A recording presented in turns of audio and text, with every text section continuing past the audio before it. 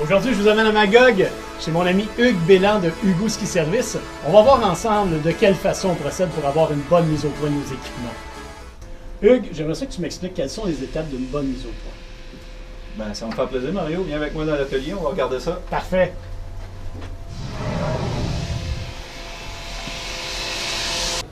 Hugues, on est à quelques jours du début de la saison. Dis-moi là pourquoi je devrais faire une mise au point à cette période-ci.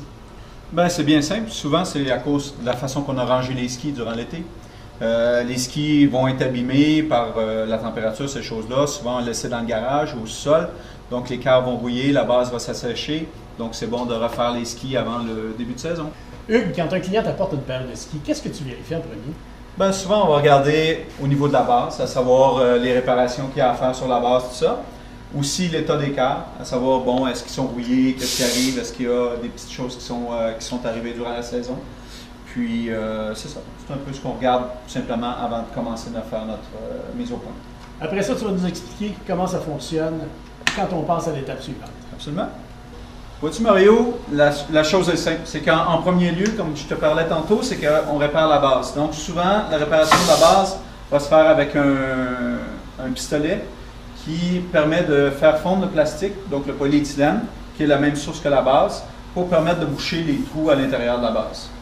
Une fois que ça c'est fait, bien, tout simplement on va gratter les excédents.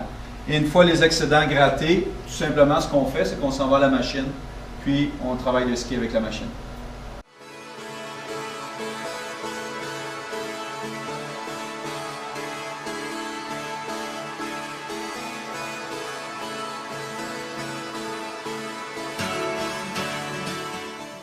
Vois-tu, Mario, de la façon qu'on procède sur notre machine à nous, c'est que le ski est tout simplement mis ici sur le système. Nous, on travaille avec un système de vacuum.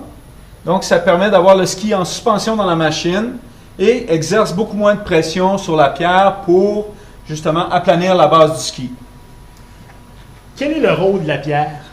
La pierre, c'est fait dans le but d'aplanir la base, de l'amener droite en tant que telle, puis par la suite aussi de la polir pour qu'elle ait moins de friction sur la neige, puis aussi de pouvoir faire des structures dans la base pour permettre d'avoir une plus grande évacuation de l'eau pour la glisse du ski sur la neige. Est-ce que la pierre contribue à l'affûtage des cars également? Pas nécessairement. Nous, on a un autre type de pierre qui est fait pour l'affûtage des cars. Donc, on vient polir le car sur la base et par la suite, on va aiguiser les côtés du ski. Allons-y. Excellent.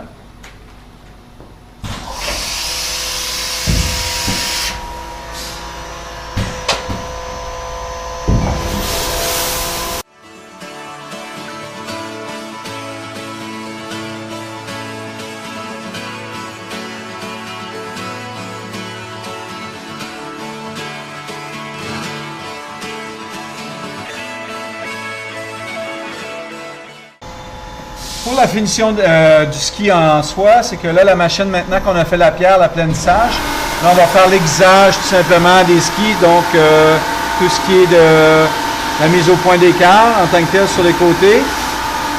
Vois-tu, Mario, maintenant qu'on a fait la préparation du ski dans la machine, là, on retrouve la structure qui est sur la base. Cette structure-là, ce que ça permet, c'est d'évacuer l'eau plus rapidement. Donc, qui va permettre d'avoir une meilleure performance sur la neige, donc une meilleure glisse, tout simplement.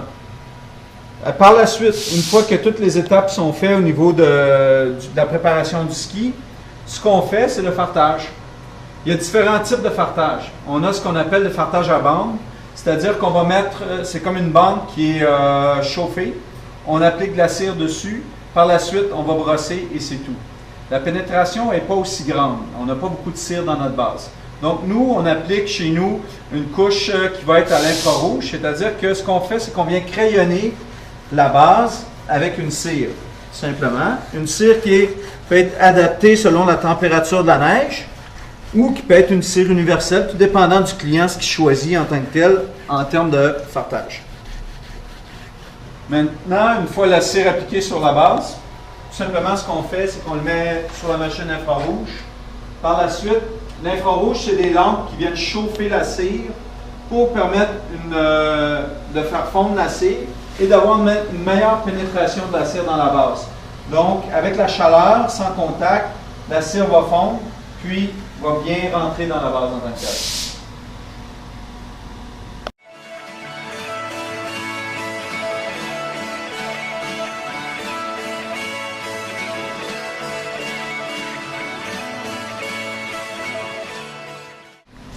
Et la dernière étape, pour ceux qui recherchent encore plus de performance ou les coureurs, nous avons la Race Edge qui nous permet de polir les cases sur les côtés pour donner un meilleur tranchant sur la glace.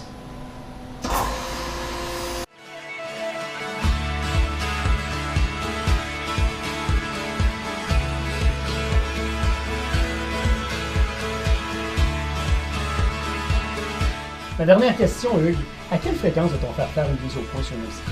Ben, moi, je considère qu'avec les conditions de ski qu'on a au Québec, les neiges artificielles, les surfaces dures qui créent de l'abrasion en dessous des skis, je crois qu'à toutes les 10 séances, les 10 sorties de ski, il est important d'avoir une bonne mise au point de nos skis. Merci beaucoup. Bonne saison, bon ski tout le monde.